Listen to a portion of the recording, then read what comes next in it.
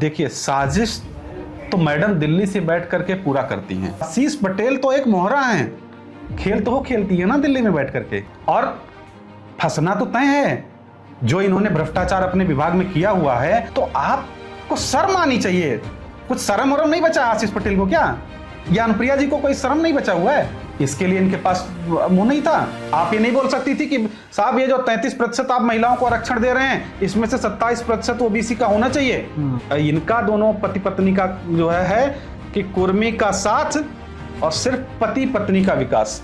और 2024 का लोकसभा चुनाव है जिसमें कुर्मी समाज ने भारतीय जनता पार्टी का एक तरीके से साथ पूरा छोड़ दिया था, और जितनी भी कुर्मी बाहुल सीटें थी वहां पर भारतीय जनता पार्टी चुनाव हार गई थी। ये तो उनका पुराना धंधा है, बिना पैसे को टिकट देती नहीं है, चाहे वो जिला पंचायत का टिकट हो, यहाँ तक जिला पंचायत के टिकट को भी बेचा जाता है। बातों को गोल गोल घुमा करके सरकार के ऊपर ठेकरा फोड़ देते हैं। राष्ट्रीय जन सरदार के राष्ट्रीय अध्यक्ष हेमंत चौधरी जी इस वक्त हमारे साथ मौजूद हैं, उनसे हम बातचीत करेंगे क्योंकि 2027 का चुनाव जैसे जैसे करीब आ रहा है, सभी पार्टियों का आरोप प्रत्यारोप का खेल बढ़ता जा रहा है। तमाम संघर्षें हो रही हैं सत्ता के लिए, तमाम अलग अलग तरीकों की अपनी अपनी नीतियां जनता तक पहुंचाने की लोग कोशिश कर रहे हैं। इसी में हेमंत चौधरी जी हमारे पास दोबारा आए हैं, तो उनसे बातचीत करेंगे और जानेंगे कि अभी तक क्या कुछ स्थिति बन रही है, क्या कुछ स्थिति बन रहा है। प्रिया का साथ छोड़ने के बाद आपने बड़ा आरोप लगाया कि 1 लाख लेती हैं पैर छूने के, और उसके बाद आप उनके पति का अपने डिमोशन भी कर दी। कैसे देखते हैं इस पूरे मामले को? देखिए, अभी हम लोग 1 तारीख को जितने भी अपना दल के लोग पिछले 10 सालों में उनका साथ छोड़े हुए थे, वो सभी लोग एक प्लेटफार्म पे आए हैं। अपना मोर्चा के नाम से हम लोगों ने मोर्चा बनाया है, उसमें जो जो लोग पार्टियां बनाई थी वो सब लोग एक साथ आए हैं। रही बात डिमोशन की पति के, तो डिमोशन करके अनुप्रिया जी सिर्फ कुर्मी समाज का ध्यान भटकाना चाह रही हैं। अगर उनका डिमोशन करना ही है तो अपने पति को सीधे मंत्री पद से हटाएं। जो भाई पत्नी भी मंत्री और पति भी मंत्री, तो बाकी और विधायक कहां जाएं? जो 13 विधायक हैं पार्टी में वो कहां जाएं? जुमा भी 2017 मार्च 2017 में जो है आशीष पटेल पार्टी के सदस्य बनते हैं, और उसी दिन उनको पार्टी का राष्ट्रीय अध्यक्ष बना दिया जाता है अपना दल सोनीलाल का। 2018 में उनको एमएलसी बना दिया जाता है, 2022 में उनको कैबिनेट मंत्री बना दिया जाता है।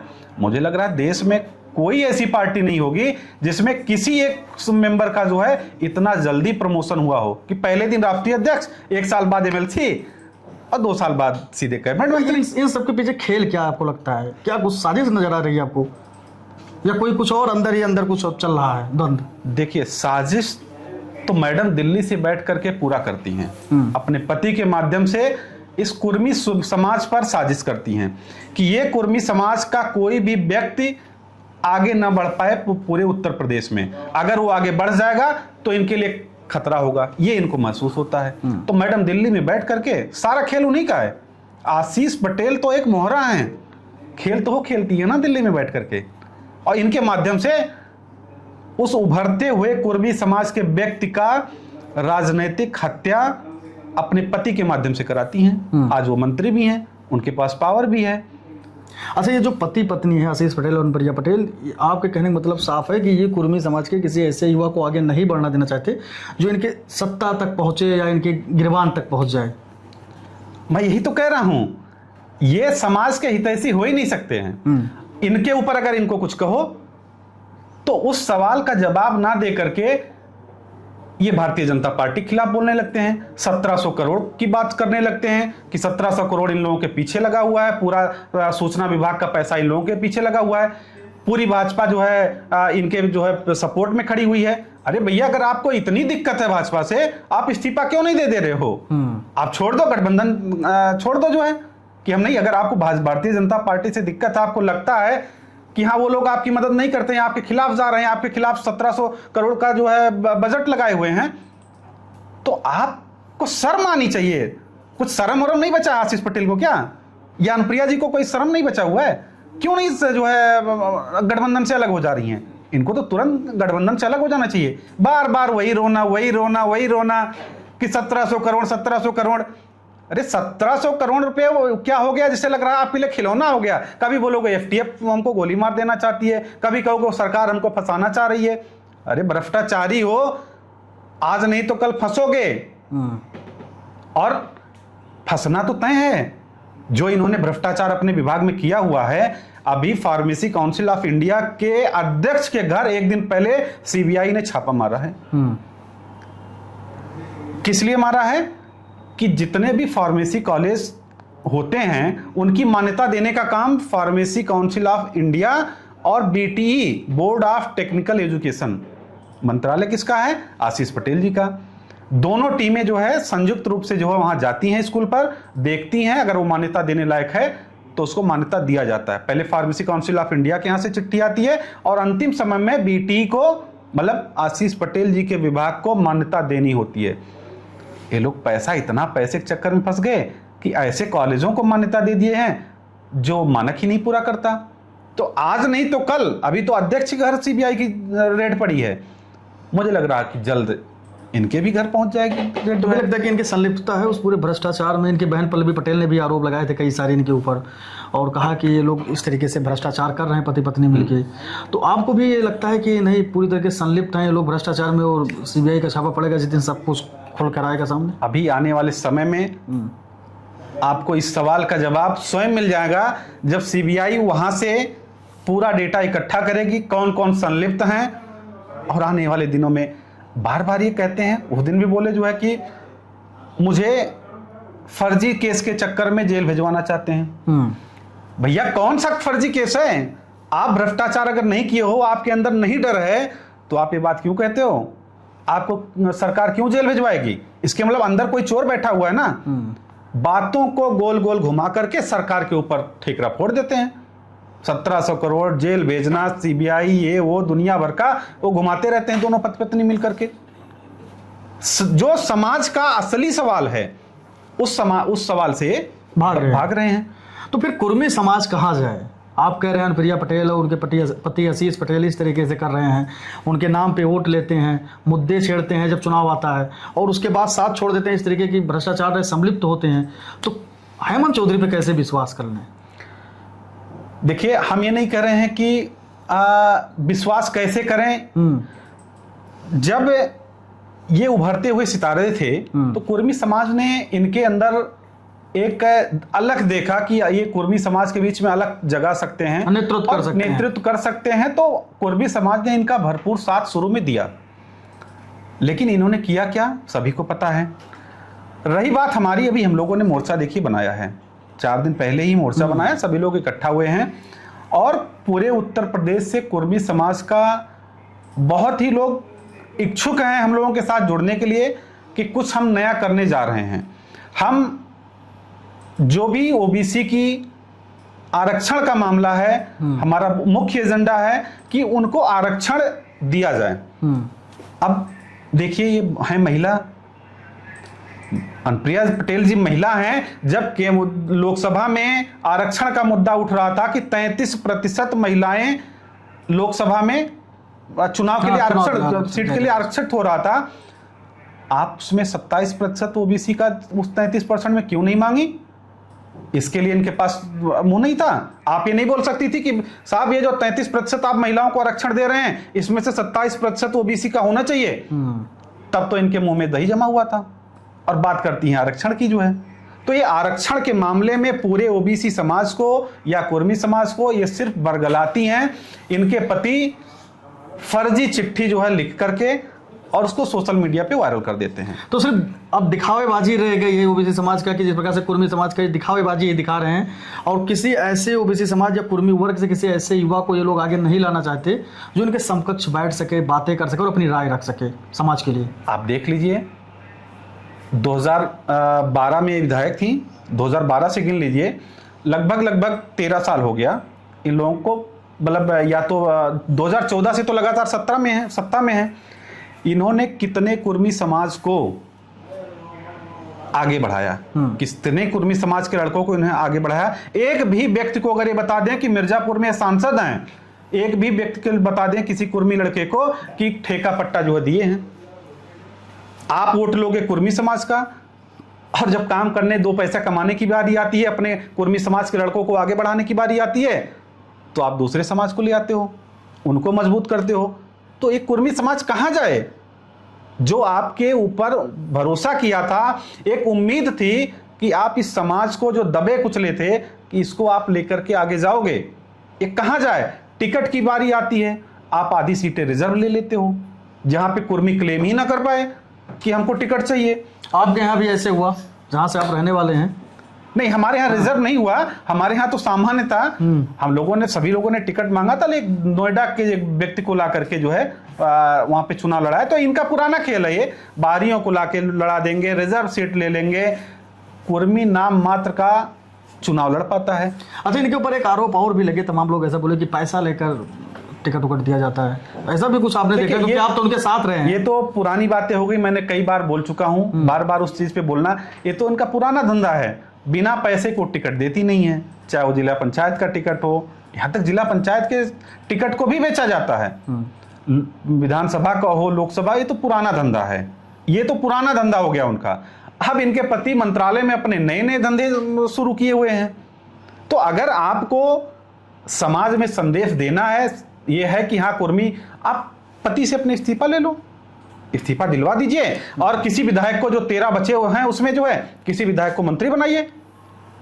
आप खाली पति पत्नी ही जो मलाई खाना चाहते हो, आप सबका साथ, मोदी जी कहते हैं सबका साथ सबका विकास, इनका दोनों पति पत्नी का जो है कि कुर्मी का साथ और सिर्फ पति पत्नी का विकास। क्या लगता है कि अपना दल टूटने के कगार पे है इस वक्त? अपना दल रह क्या गए उनके यहाँ?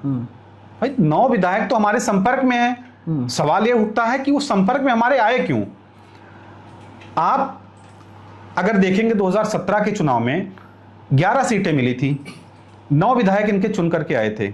उस 9 में से 2022 के चुनाव में सिर्फ 2 लोगों को टिकट इन्होंने दिया, और वो भी कैसे दिया पूरा प्रदेश जानता है। प्रदेश अध्यक्ष विधायक थे और उनको जो है मिट्टी का, अपने ऊपर मिट्टी का तेल छिड़कना पड़ा, तब जाकर के उनको टिकट मिला दोबारा। जैकी जी जो है जहानाबाद से उनकी सीट को बदल दिया गया, वो बड़े मुश्किल से तिकड़म करके अपना टिकट लिए जो है। तो विधायकों को जो है ये भी डर है कि हमको 2027 के चुनाव में ये टिकट देने वाले नहीं है। मुख्यमंत्री से अगर उनको मिलना है तो बिना इनके परमिशन के वो मिल नहीं सकते। बहुत सारी चीजें हैं कि वो, उनको अगर सांस भी लेना है तो आशीष पटेल के जो है परमिशन की जरूरत होती है। तो यही सब कारण है कि वो नाराज है। अच्छा हेमंत जी, जैसे आप राजनीति कर रहे हैं, आपका अपना खुद का पार्टी है और अपना मोर्चा के आप प्रवक्ता भी हो गए, राष्ट्रीय प्रवक्ता, तो क्या कुछ सोच रखे हैं कि अगर जनता आपके ऊपर विश्वास करती है, ओबीसी समाज आपके ऊपर विश्वास करता है, कुर्मी समाज आपके ऊपर विश्वास करता है, प्रिया और आशीष के साथ नहीं जाता है, तो क्या कुछ प्लानिंग है उनके लिए? क्या कुछ सोच रखे हैं और क्या कुछ दिमाग में चल रहा है कि ये काम हमको करना है? देखिए, सबसे बड़ी समस्या जो ओबीसी की है या कुर्मी समाज के लिए, ओबीसी की बात करते हैं हम, तो जो आरक्षण का मुद्दा है वो सबसे बड़ा मुद्दा है। बच्चे नौकरियों में सही तरीके से आरक्षण नहीं पा रहे हैं, चाहे वो 69,000 भर्ती, बहुत सारे जो है भर्तियां आई जिसमें आरक्षण उनको नहीं मिल पा रहा है।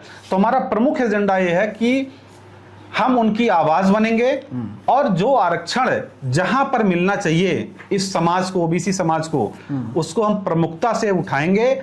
उसके लिए हमको चाहे सड़क पे जो है बैठना पड़े या कहीं पे बैठना पड़े, उसके लिए हम लोग तैयार हैं। कितनी मुश्किल राहें हैं, एक तरफ पीडीए है, एक तरफ भारतीय जनता पार्टी हिंदुत्व की बात करती है, विचारधारा पे चलती है और अलग अलग मुद्दे उठाती है, और एक तरफ अखिलेश यादव का पीडीए है अपना, एक तरफ बहुजन समाज पार्टी मायावती है। तो आप लोगों को कितनी राहें, आपकी कितनी मुश्किल है इस चुनाव में? देखिए, राजनीति कभी आसान नहीं होती है। मुद्दा यह है कि आपका एजेंडा कितना बढ़िया है। अगर आप एजेंडे से अपने नहीं भटकोगे तो राजनीति आपके लिए आसान हो जाएगी, और जिस दिन आप अपने एजेंडे से भटक गए उस दिन राजनीति आपके लिए बहुत कठिन हो जाएगी।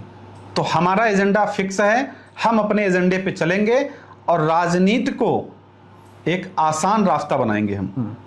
चंद्रशेखर आजाद को लेकर क्या ख्याल है, क्योंकि वो भी पिछड़ों की राजनीति करते हैं?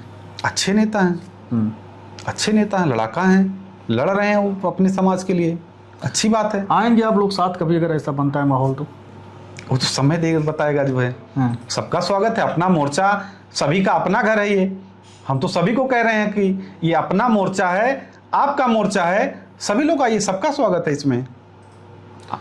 अगर बहन जी चंद्रशेखर की अगर हम बात करें, दोनों की कंपैरिजन करें, तो अच्छा किसको मानते हैं, मायावती बहुजनों के लिए या फिर चंद्रशेखर आजाद? देखिए, जो युवा वर्ग है वो कहीं ना कहीं चंद्रशेखर जी के साथ जुड़ चुका है। जो पुराने लोग हैं, जिसको 25 साल से ऊपर की उम्र है, वो कहीं ना कहीं अभी बहन जी के साथ है। लेकिन जो युवा वर्ग है वो चंद्रशेखर जी के साथ पूरी मुस्तैदी के साथ जुड़ा हुआ है। अब वो वोट बैंक में कन्वर्ट क्यों नहीं हो पा रहा है, बड़ा मुद्दा ये है। अब चंद्रशेखर जी को ये देखना चाहिए कि वो युवा वर्ग जो उनके साथ उनकी रैलियों में हजारों लाखों की संख्या में जुटता है, उसको वोट बैंक में कैसे तब्दील करा पाएंगे, ये उनको देखना है। बीते दिनों इटावा में जो एक यादव कथावाचक के साथ जो कुछ हुआ, एक दादरपुर गांव था, वहाँ पे ब्राह्मणों के गांव में कथा करने गए थे। उसके बाद पता चला कि वो अपनी जाति छुपा के वहाँ पहुंचे थे, और उसके बाद जो ब्राह्मण गांव के लोग थे वो नाराज, उनका सर और मुड़वा दिए थे। उसको लेकर बहुत कहानी हुई, तमाम सियासी गलियारों में हलचल मची, अखिलेश यादव कथावाचकों को बुलाए, सम्मानित किए। उसके बाद सवाल उठने लगा कि अगला बनाम पिछड़ा के लड़ाई की ओर पूरा राजनीति जा रहा है 27 चुनाव के पहले, उसको कैसे देखते हैं? देखिए, वो धर्म की बात है। मुझे लग रहा है कि इसमें जो धर्म के ज्ञाता हैं वो बेहतर इसका जवाब दे पाएंगे, लेकिन जो गलत है वो गलत है। जिसके साथ अन्याय हुआ है उसको न्याय मिलना चाहिए, और मुझे लग रहा है कि आने वाले समय में जो अन्याय किया है वहां पे उसको जो है सजा जरूर मिलेगी। उत्तर प्रदेश में कुर्मी समाज की क्या स्थिति देखते हैं अभी आप? देखिए, कुर्मी समाज, मैं पहले भी बताया, बहुत ही उम्मीद के साथ अपना दल से जुड़ा था। इसका कोई रहनुमा नहीं था, कोई पार्टी नहीं थी कि जिस पार्टी में, ये अलग अलग पार्टियों में हमेशा भटकते रहे। लेकिन जब अपना दल आई तो एक उम्मीद की लौ जगी कि यहाँ पे हमारी नेता हैं, हमारे समाज को ये आगे बढ़ाएंगी। लेकिन अगर आज देखा जाए तो कुर्मी समाज कहीं पर नहीं टिक रहा है, ना वो स्वास्थ्य के मामले में, ना शिक्षा के मामले में। मतलब जो उनको सहयोग मिलना चाहिए था अपना दल से, भाई आप केंद्र में मंत्री हो, आप राज्य सरकार में मंत्री हो, तो इस समाज को कम से कम आपको आगे बढ़ाना चाहिए था। लेकिन आज आसिफ जी कहते हैं कि 3-4 जगहों पे भी गए, हम लोगों ने आवाज उठाई कि जो है कुर्मी समाज में लोगों की हत्या हो रही है और कोई देखने वाला नहीं है उनको, तो 3-4 बार इधर गए। अब उसका ढिढोरा पीट रहे हैं कि हम यहाँ गए वहां गए, 4 जगह का नाम गिनाते हैं। मैं कहता हूं कि 2014 से लेके 2025 तक क्या सिर्फ 4 ही जगह पे कुर्मी समाज की हत्या हुई थी? मुझे लग रहा हर महीने पूरे प्रदेश में कहीं ना कहीं कुर्मी समाज के लोगों की हत्या होती है, लेकिन आप आज तक देखने नहीं गए हो। आप इसी भारतीय जनता पार्टी के विधायक योगेश वर्मा, उनको थप्पड़ मार दिया जाता है, कुर्मी समाज के हैं। आप कितनी बार आवाज उठाए, क्या वो कुर्मी नहीं है? तो ये सिर्फ जो है वो करते हैं। कुर्मी समाज आज पूरी तरीके से इनका सच जान चुका है और कहीं ना कहीं वो दूसरा रास्ता देख रहा है। और इसका जो है जीता जागता उदाहरण 2022 का चुनाव और 2024 का लोकसभा चुनाव है, जिसमें कुर्मी समाज ने भारतीय जनता पार्टी का एक तरीके से साथ पूरा छोड़ दिया था, और जितनी भी कुर्मी बाहुल सीटें थी वहां पर भारतीय जनता पार्टी चुनाव हार गई थी। अच्छा, ये भी देखा गया है कि जो कुर्मी समाज है अब सिर्फ प्रत्याशी देखता है, पार्टी नहीं देख रहा है। जहां उसके जो प्रत्याशी हैं अगर उसके समाज से हैं तो उनका सपोर्ट कर रहा है। आगे भी ऐसा होगा या आप लोग जो अपने कितने सीटों पे चुनाव लड़ने वाले हैं वो सबको एकत्रित करेंगे एक बैनर के तले? देखिए, कुर्मी समाज के सामने यही तो समस्या थी, विकल्प नहीं रह गया था कुछ कि वो कहां जाए। एक तरफ जो सत्ता में बैठे हुए हैं जो कहते हैं कि हम कुर्मी समाज के अनुयायी हैं, हम उनको साथ में लेके चल रहे हैं, वो कुर्मी समाज के लिए कभी कुछ करते नहीं हैं। तो कुर्मी समाज ने 22 और 24 में पूरे प्रदेश को एक आईना दिखाया, खासतौर पे कुर्मी नेताओं को, कि अगर हमारे लिए अगर आप कुछ नहीं करोगे तो हम आपके साथ रहने वाले नहीं हैं। उन्होंने जहां पर देखा अपने समाज का प्रत्याशी और उसको वहीं पे चुनाव वोट देकर के चुनाव जिताने का काम किया। भाई जितनी बाहुल सीटें थी, विपक्ष कैसे चुनाव जीत गया? अगर इनके पास कुर्मी वोट बैंक था तो वहां पे तो भारतीय जनता पार्टी को चुनाव जीतना चाहिए था, लेकिन वो चुनाव हर जगह हार गए। आने वाले समय में हमारा पूरा प्रयास रहेगा अपना मोर्चा का कि हम इस समाज का विकल्प बने। हम उस एजेंडे पे काम करने जा रहे हैं जहां पर कुर्मी समाज का भला हो, उनका भविष्य, उन बच्चों का भविष्य बेहतर हो। वो हम एजेंडे के साथ अपना मोर्चा को आगे बढ़ाने। हमारे माध्यम से आप अपने समाज को क्या आखिरी संदेश देंगे? देखिए, हमारे ऊपर भरोसा रखिए, अपना मोर्चा कुर्मी समाज की भलाई के लिए आया है। जो आपको अभी तक छला जा रहा था उससे निजात दिलाने के लिए हम ये वादा कर रहे हैं कि आपके साथ कंधे से कंधा मिलाकर हम लोग चलेंगे और जो भी आपके जो अड़चन आएगी उसके बीच हम खड़े रहेंगे। एक बार भरोसा करिए अपना मोर्चा पे, आगे फिर आप देखिए कि आपके लिए हम लोग क्या कर रहे हैं। तो आप थे हेमंत चौधरी जी, राष्ट्रीय जनसरदार के पार्टी के राष्ट्रीय अध्यक्ष, जिनसे हमने बातचीत की, बेबाकी से अपनी राय रखी। हमने कई सारे ढेर सारे प्रश्न किए, आपने हर एक प्रश्न पे सक्रियता के साथ जवाब दिया और साफ तौर पे कहा कि इस बार हम मजबूती के साथ उत्तर प्रदेश के 2027 विधानसभा चुनाव में लड़ेंगे और कुर्मी समाज का नेतृत्व करेंगे।